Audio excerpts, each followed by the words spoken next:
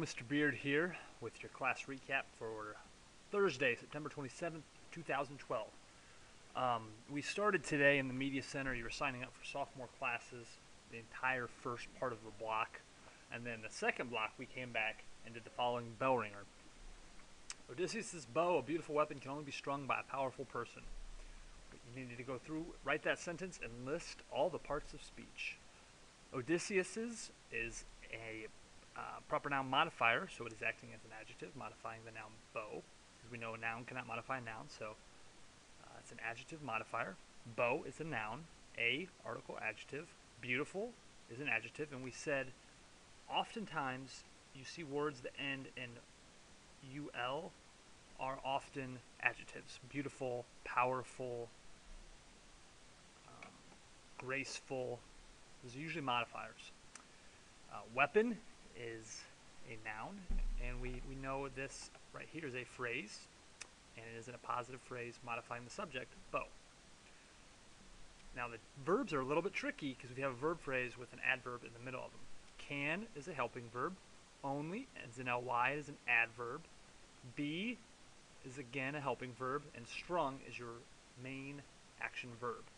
So the verb phrase is can be strung with only as a modifier. So if we were diagramming this, we would put only underneath.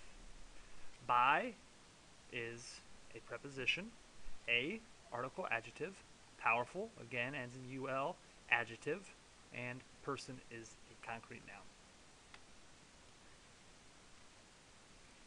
After completing the bell ringer, we read the Odyssey. Yesterday we learned that Odysseus had made his way into his own house dressed as a beggar in disguise to take the lay of the land. And he mingled around the suitors begging for food, and he met the ire or got in a fight with one of the suitors named Antinous. And Penelope saw all of this and wanted to call the beggar in to question him as to where, if he's seen Odysseus. So now, finally, Odysseus gets to meet his wife, who after 20 long years, he gets to be face to face with, and yet she still has no idea who he is.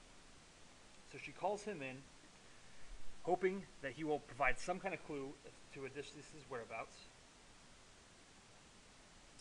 Here's Penelope here. Here's Odysseus dressed as a beggar. And she begins asking him about his life. And he says, "Gentle lady, your name is known throughout Achaea, your reputation for wisdom, beauty, and kindness. That being so, I appeal to your mercy. Do not make me relive the pains of my life by recounting them all for you now." He's being sly, and he doesn't want to tell about this beggar, because obviously, he'd be lying to her, and so he doesn't want to do that. So she begins to ask him about Odysseus, and he makes up the story about how he'd come across Odysseus while Odysseus was on his way to Troy, saying, describing him even a little bit. And so he's setting up that he knows Odysseus, would recognize Odysseus if he saw him.